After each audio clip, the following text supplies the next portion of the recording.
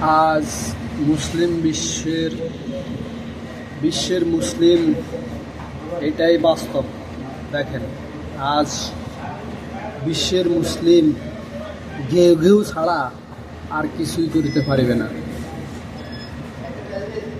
এটা আমার চ্যালেঞ্জ রইল। কেউ যদি চ্যালেঞ্জ করতে চান তাহলে আসতে পারেন। বিশ্বের মুসলিম ঘেউ ছাড়া কিছুই করতে পারবে না, কারণ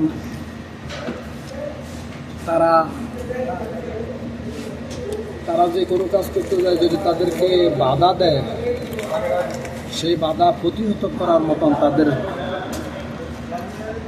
এক অদেখা জিনিসের প্রতি ভরসা করব যে আল্লাহ চাইলে আমরা পারব। এই ছাড়া বিশ্বের মুসলমান কিছুই করিতে পারবে না, শুধু ঘেউ করিতে পারিবে, কোনো কিছু বাস্তব করিতে পারিবে না। বিশ্বাস করে বলবে আমাদেরকে তো ইহুদি নাসারা চক্রান্ত করতেছে, আর চক্রান্তরে জয় করার নামই তো হলো যে ইসলাম। চক্রান্তের মধ্যে তোরা হার মানবি কেন? যদি তবু অস্ত্র লাগে, অস্ত্র সংগ্রহ করবি। অস্ত্র সংগ্রহ করবি কত? ইহুদিগতে অস্ত্র কিনে ইহুদিগের বিরুদ্ধে গুলি চালাইবা, ইহুদিরা তোমাকে দিব সেই অস্ত্র। নিজে বানান শিখো,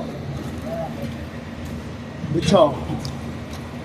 ঘেউ করি মুসলমানদের মিথ্যা সান্ত্বনা, জনগণের মিথ্যা সান্ত্বনা দিয়ে কোনো লাভ নেই, ঠিক আছে?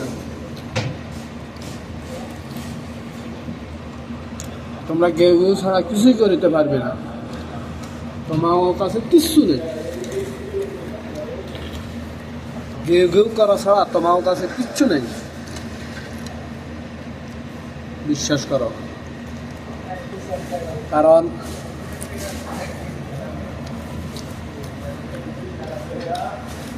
রাসূলের যুগের আমলের মুসলমানদের তো আমাদের ধারণা নাই যে এরা ফাঁকতো না এখনকার বর্তমান যুগে। কিন্তু এখনকার বর্তমান মুসলমানদের প্রতি আমাদের ধারণা হয়ে গেছে যে মুসলমানেরা মানুষের অদেখা একজনের নাম বেচব,